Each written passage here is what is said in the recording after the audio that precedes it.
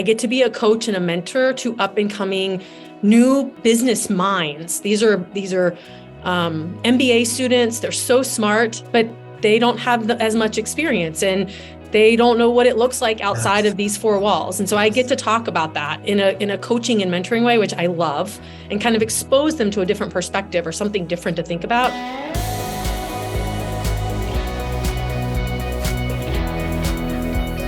Welcome back to Connected Conversations. This is going to be our season finale, and I couldn't think of a better person to wrap up this season with at a real serendipitous time, I guess is the word I would use for that.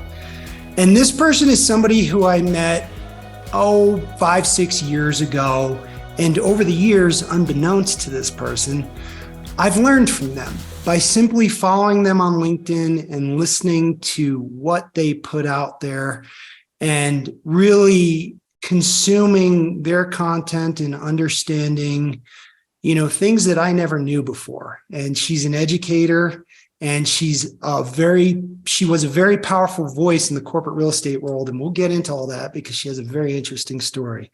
And I'm speaking of none other than Sam Fisher, Managing Director, Business on the Frontlines, Mendoza College of Business, University of Notre Dame, the Fighting Irish. Sam, how are you? I'm great. I'm so glad to be on here with you, Bob. It's so awesome. And yes, the Fighting Irish, it's an amazing opportunity. And I can't wait to share more about how I ended up here.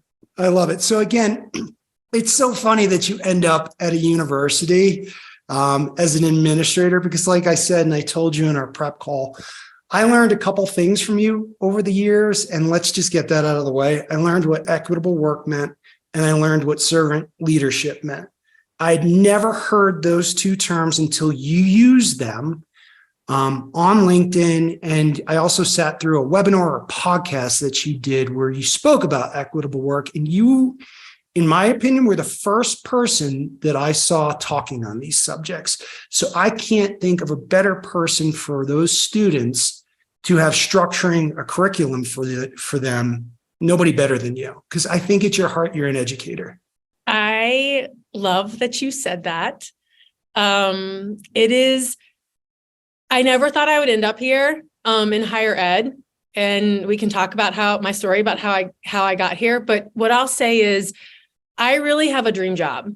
I had a career coach talk to me a lot around when we're young and when we start our careers, we have this path, right? And the path can be a little zigzaggy, but it's still a path. I have a social sciences background, was my undergrad. I recently finished my MBA in business. So I care a lot about economics and human behavior and things like that. But so as humans, we're not really wired necessarily to just have one thing or one path. And it took a career coach talking to me about what are the portfolio of things that you love?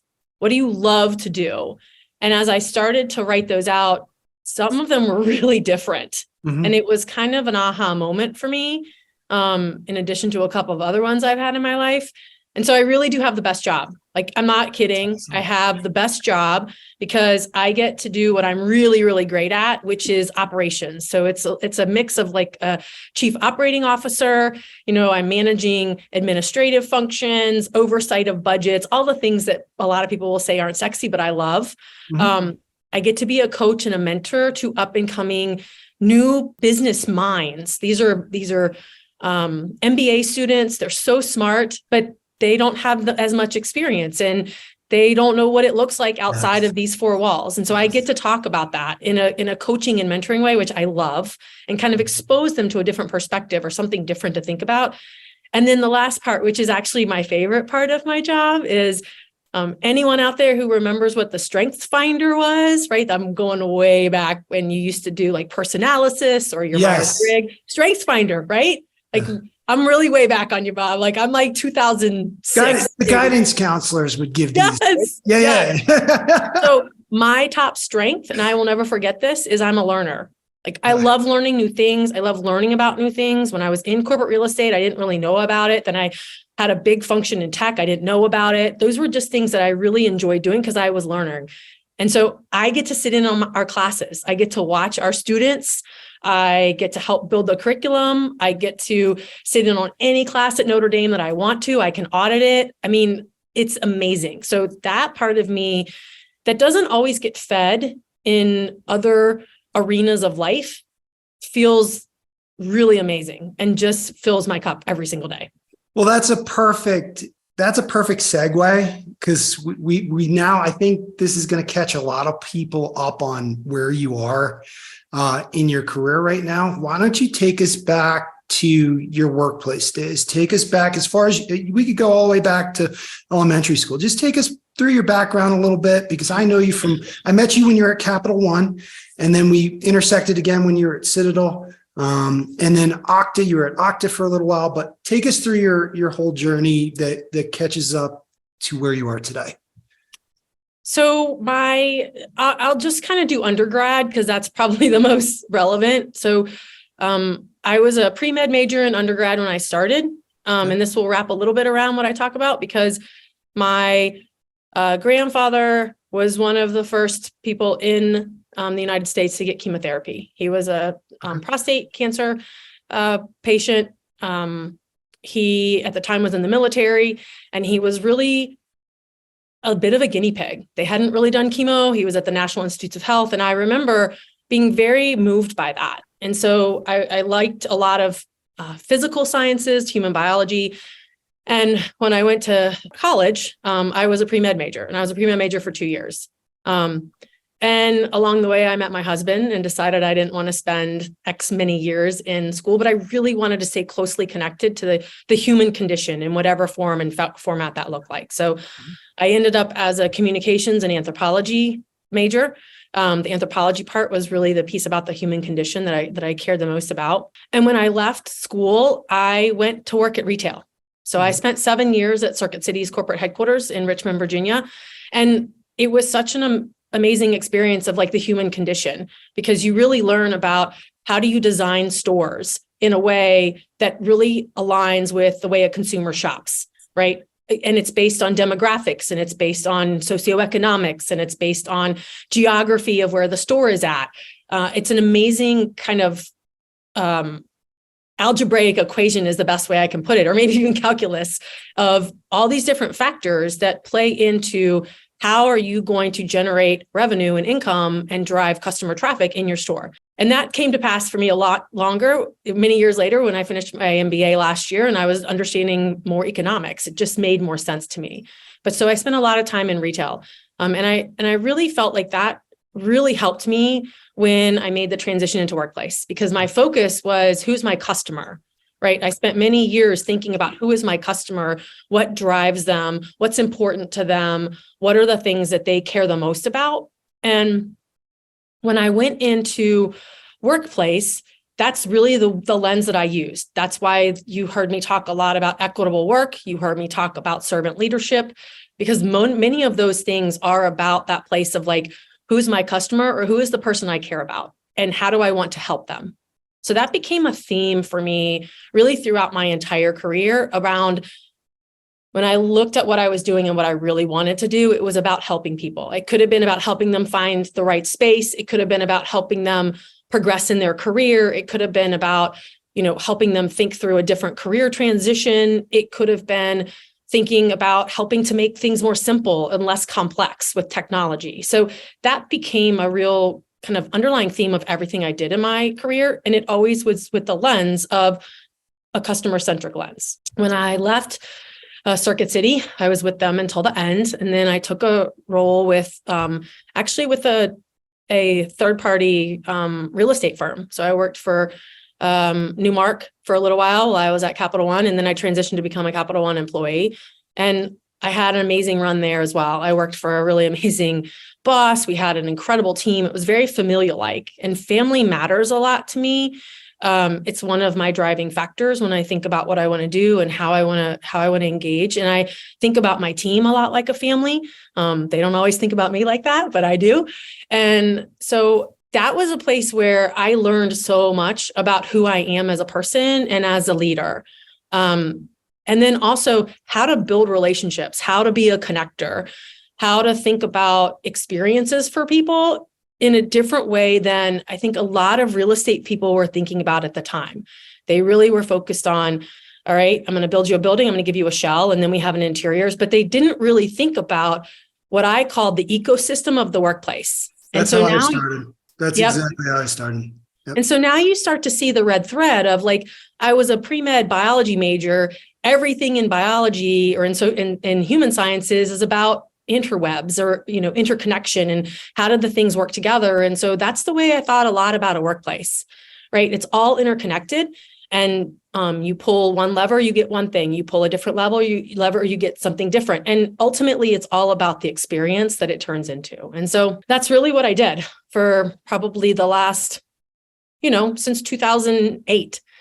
And I had a pretty life-transforming experience in 2007. I was 4 months pregnant with my second son. My other son was 3. I was with Circuit City until the end. My husband and I were building a house, and they closed, and so we couldn't afford it anymore. And we really were making some trade-offs around what we were going to do and how we were going to go forward. And my parents saved us. My parents bought our house for us that we were building. We moved in. And of course, I'm 6 months plus pregnant. I'm having a hard time finding a job. And I, in 2008, started working for Capital One with a third-party partner. And then in July of 2008, I was diagnosed with stage 4 non-Hodgkin's lymphoma. And I was 31. I had a 7-month-old and a 3.5-year-old. So in terms of like how you readjust your life and think about things that are important to you, that was such a game changer for me. I went through chemotherapy. I then had to have a bone marrow transplant to help manage potential relapse. So for about 2.5 years, my life was in limbo. It really was. I had a 10-centimeter mass. I had my spleen and my gallbladder removed. It was huge for us as a family. And I couldn't have done it without my family, my parents, my husband, even my kids pulling us through it. Your grandfather. Yeah. I mean, even without him, like, I don't know that I would have had a chemotherapy treatment. So we kind of came out the other side of that. And it gave me a really new lease on life in a lot of ways, not just physically, but mentally and spiritually. And I just made a commitment that I would not shy away from things that scared me. I would not be afraid of taking chances. Yeah. And that ultimately the things that fill my cup are about people and being part of people and organizations that care about people. Can I pause you there? Because as you know, the theme of this season is what is your why? I think, I don't want to speak for you, but was that your why? I guess, how does this, at the time, we'll do your why then and we'll do your why now in a little bit. But what was your why back then? What kept you going?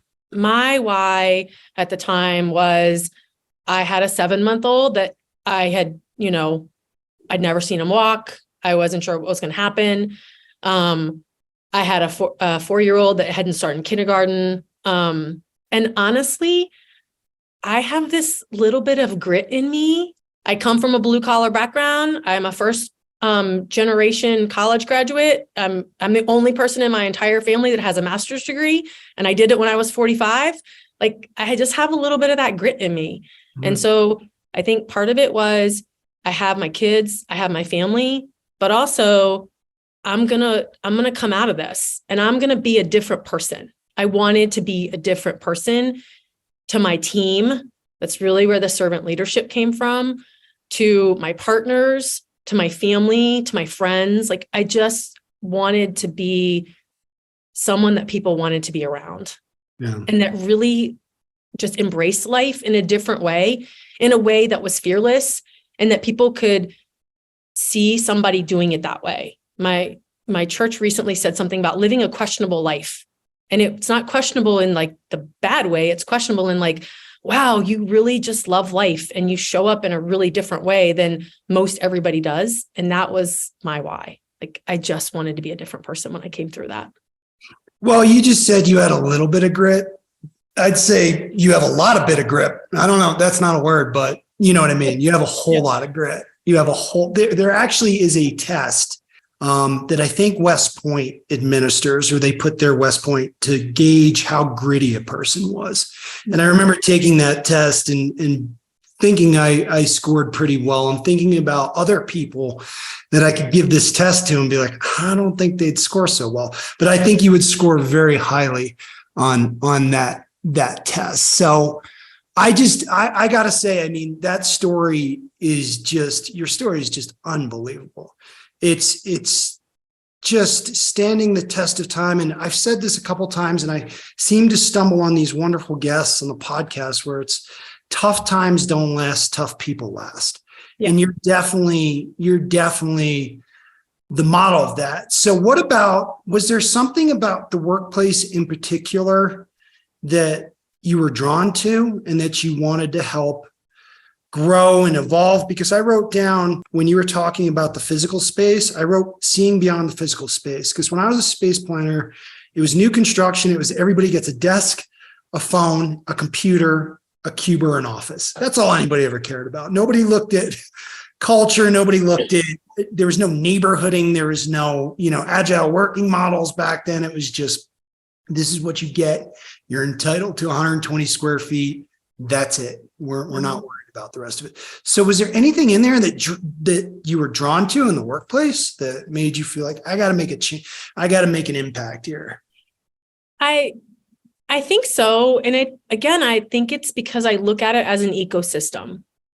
Okay. Right. And I look at everything as an ecosystem, quite honestly, Bob, even what I'm doing now. And every ecosystem has different players in the ecosystem, and each player or each group of players has different needs. And so I think when I was in the workplace roles that I was in, that was what I was focused on, is there is not a one size fits all. And I'm sure there's people that will, hear things that I've said when I was talking about, flexible work. I don't really talk about hybrid. I don't talk about remote. Because to me, they're still binary. And to me, humans are not binary creatures. We're just not. In some cases, we might be the X's and the O's, but for the most part, we're not.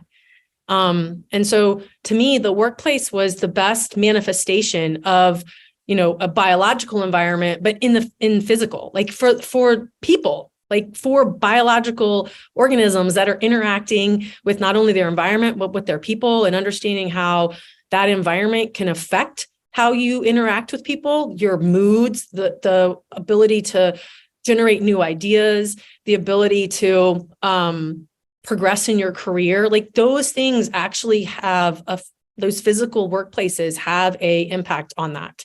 I've done tons of project management. I've been a project manager, construction project manager.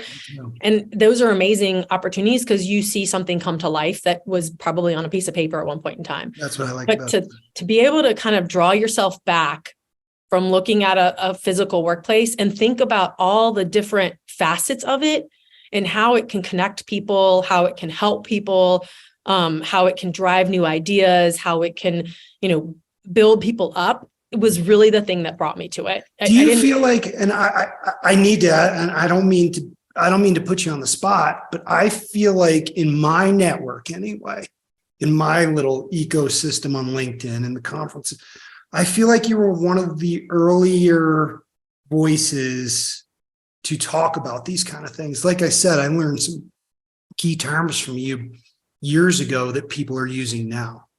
Do you feel like you were early to the table on this, or where did you learn all this? Two-part question. Where did you learn, and do you feel like you were one of the earlier adopters of this thought process? So I don't know that I was one of the earlier adopters of this thought process. Mm-hmm. I think I might have been one of the earlier spokespersons. I'm not saying that people weren't already talking about it behind, in their own organizations, but I really was able to leverage and benefit so much by my own network. And because I talked about it out like on LinkedIn and things like that, I think people were interested in what I had to say. I have many people come up to me after tons of conferences and they're like, we were thinking about the same thing. How do we do it? So I think that's the other piece for me is, again, not necessarily the first thought person, but maybe the first person that came out and was like, hey, here's how we're doing it. Not just the what. The what is almost ideological. It's kind of your big picture brain vision perspective of this is what I want it to be. But how do you make it happen is a very different kind of operation. I think I would agree with you just because the APAC region, like Australia, was way ahead of all this. They were way ahead with the agile working, the neighborhooding concepts, free addressing. They were way ahead of it. And you didn't hear about it unless somebody was out there talking about it to kind of bolster what you're saying. Yeah. And I think, honestly, Bob, some of that was driven by what I like to call behind door conversations in those organizations, right? It was driven by how much things cost and how much space was actually available. Like the whole flexible working in and of itself, when it first started in real estate, was not driven by employee experience. I don't care what anybody says. I would debate them. It was driven by cost dollars and cents. Yeah, right. It was driven by how much does a cost per square foot, driven by what your headcount forecasts look like, driven by where your Class A building structures were, what was available to you based on your workforce strategy. It wasn't driven by employee experience. That happened by almost by accident. But I agree. Great, right? It was great for people like me because that's the part that I care. Not that I didn't care about the cost, because I care about the cost. There has to be balance, but if you're only looking at it from a cost perspective, you're missing a whole host of things that it does for employee experience and culture and mental health and things like that. So to your point around, I wasn't the first one talking about it. I might have been early stage and just talking about it as relative to customer experience or employee experience. And where I learned it all, honestly, was retail. Like, you can't design a retail establishment because it is so costly if you're not generating revenue, right? It's not like a workplace where your workplace, there's very little workplaces in this entire world that generate revenue for the business. They are an overhead, they cost money. Mm-hmm. And so in the retail environment, if you put a store somewhere, you have to generate enough income or enough revenue to pay for the lease and everything else that goes along with the operations of that store. Look at how much brick and mortar we've seen go away. Circuit City. I used to love Circuit City. Disappeared. Yeah. I mean, it's all gone to e-commerce. You don't have any overhead, right? So that's really where I learned to think about that balance between the cost drivers, which are relevant and you can't ignore them. If people ignore them or they don't talk about them, they're, again, missing half the picture with the balance of employee experience and the ecosystem. That's where I wanted to go. You kind of jumped into my brain. Is that what the leaders today, like really thoughtful leaders, less about, kind of the guys sitting there, dollars and cents, bottom line, all that stuff. The people who truly want to deliver a quality workplace experience, they got to balance both. They got to balance, is this cost effective? But at the same time, is this building some type of culture and providing an experience, and at the same time providing equity? Learn that from you in the work. Yeah. Isn't that like they have? That's a lot to juggle. It is for any leader in real estate, and the interesting part is it's not just real estate, right? It's also, again, we might have been an early adopter at Capital One, was kind of building an integrated team between HR, real estate, and IT, right? Because those three things are what employees experience the most when they're in a physical environment. And so balancing the pieces that you talked about, but also in concert, building relationships and connections with those other like key G&A functions are super important. I talk about that a lot. And I'm not going to launch into any type of pitch or anything, but I talk about that a lot. And how I say it is, let's remove the silos and all collaborate together to deliver a world-class work experience to our end users who are ultimately our customers. Because I sat on that side where I would get a phone call and say, I don't like where my desk is. Can you come help me? Or I need my computer in a certain direction because of the way the light hits it at 3:00 in the. I used to have to do these things. Exactly. Like, Yeah, we all did. Right? They were my customer, and at the end of the day, it was a little bit of facilities. It was a little bit of IT. You know, I never worked on the HR side, but of course, HR is a part of it. But I always talk about that. It's almost like a platform-based delivery model, meaning let's create a platform, not talking about technology as a piece of the platform, but let's create this platform where we all work in concert to deliver that experience. So that's kind of something I talk about. It's kind of hard as a technologist and having a product to sell, but kind of my consultant side comes out when I start speaking that way. But I couldn't agree with you more. So with all that said, now let's transition to where you are today. So you've kind of bid farewell to the corporate real estate world for a little while. As we know, with your you win the title on Connected Conversations, the longest title. Well, get some more higher ed people on your podcast, and I might not have the longest title. No, we're just going to keep it to you. You know, you're special. You're special.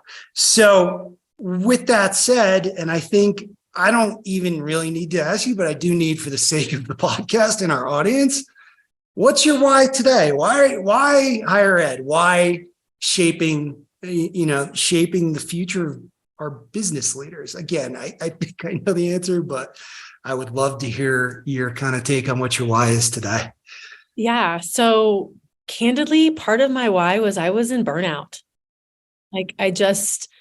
And I don't know that people will talk about it. You know, if you're a high performing and you are well respected, you know, people don't want to hear about that necessarily. But I had been impacted twice since leaving Capital One, which was hard. Like that was just hard. You know, I was leaving I was never leaving for greener pastures. I was leaving for an opportunity to have more impact, which is what really drives me, is about impact on people. In whatever shape or fashion that serves them.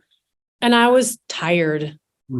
I was just really tired. You know, it's safe to say, and I went through this in my personal life, when you put yourself out there so much and you're investing in other people and other things so much, it gets exhausting and you lose a little bit of yourself. I think you do. I mean, even if that's kind of what drives you, I still think you do. And honestly, the conversation that's currently going on right now, that's this I feel like it's a tension again between the us and them in the workplace, right? It's we're going to be here. We're going to be here for X number of days or all the time, or no, we can't be there at all.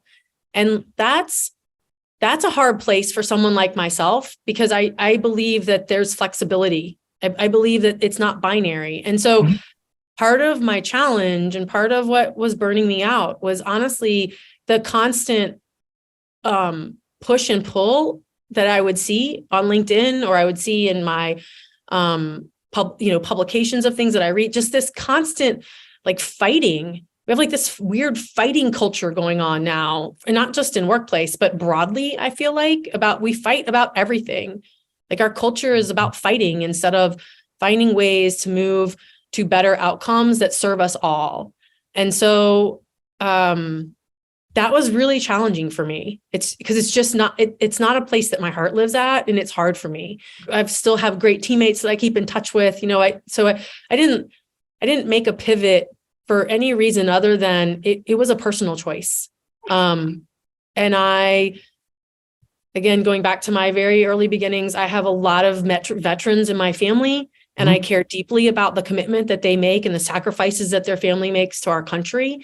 And having come through some really complex medical challenges myself, I really worry about the medical situation for them, and so my long-term plan, whether I'm still in higher ed or whether I go back to corporate, whatever that looks like, is I want to start a nonprofit. And maybe I don't start it. I've already been connected with a few people who already do it, that really focuses on complex medical care for military veterans. And so again, going back to my earlier statement about like, you can have a portfolio of things that you care the most about, right? And they don't all have to look the same. I have aspirations of renovating Airbnbs. Like I have these different things that I want my life to be a part of now. And right now, being in a corporate environment just doesn't fit in that. I'm not saying that this is the end. I'll never go back, or that I won't go do something different. When I went for grad school, for business school, like I wanted to come out and go be a COO. The beauty of this job, like I said earlier, is I get to do all of those things, and I get to be part of an amazing institution that has beautiful, beautiful grounds. I get to come into the office if I want to. I don't have to. We have an amazing team. Like this right now is it overflows my cup. It doesn't just fill it, it overflows it. And this is just where I am in this place in my life. And it took me a little while as the primary breadwinner of our family, and been the one that's been really like climbing the success ladder for the last 10 years to get to a place where I'm okay. Like this is good. We're in a good spot, and it's good for me, and it's good for my family. You just gave me the title of the episode. I'm okay with Sam Fisher. I'm writing that down.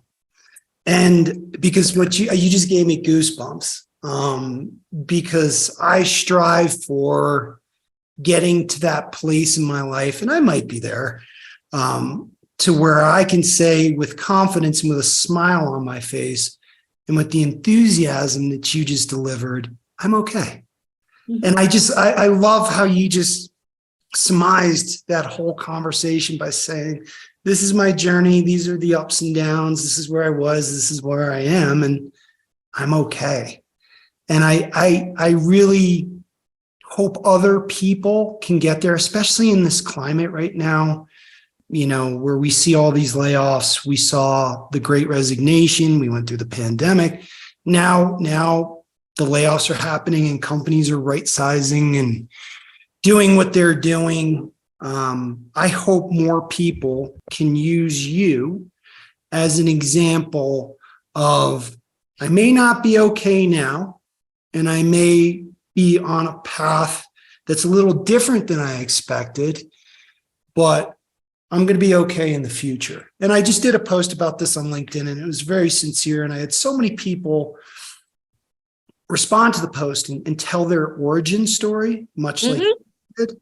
I was shocked. I simply asked for a city and a location where people started their careers, and I got all these origin stories. And it was perfect timing in regard to this podcast, because Sam, you have an amazing origin story. And, again, you don't have a little bit of grit. You got a whole lot of grit.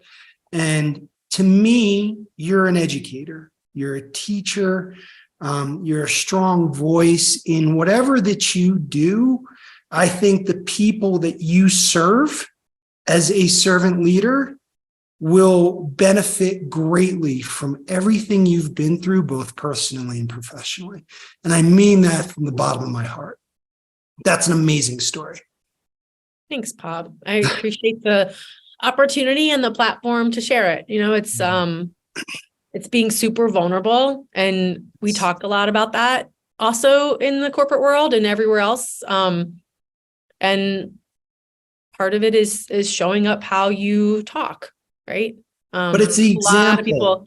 There's a lot of people who will probably watch this that never known a lot of those things about me. There are people that know the entire story, but there's a lot of people that don't know it. And that's what I want. So I'm going to use this opportunity. This is your opportunity to say goodbye to corporate real estate. Any final words to the corporate real estate world before we sign off here? Well, I won't say goodbye. Okay. I'll say goodbye for now. Goodbye for right? now. Because I don't truly believe in goodbyes. I think, again, I'm not a binary person, so I don't truly believe in goodbyes. I believe in see you later, or talk to you later, or we'll meet again, right? Something like that. And I still have a ton of friends and a ton of colleagues in that arena. And I certainly don't want anyone to be like, Sam's like walking away. Like, I'm just choosing a different path for right now. And maybe it'll lead me back to you, and maybe it won't. And I'm okay with that. That's a perfect way. You gave me goosebumps again. I might actually change the title to "We'll Meet Again with Sam Fisher." I kind of got a little teary-eyed there. We're going to end it right there. Ladies and gentlemen, the wonderful Sam Fisher, who's now at Notre Dame and is saying her, we'll meet again to the corporate real estate world. I thank you so much for sharing this time with us today. And I wish you nothing but the best of luck. And I really appreciate everything you shared with me over the years and what you shared with our audience today. I'm Bob Massachetti. That's Sam Fisher. This is Connected Conversations. We'll see you next season.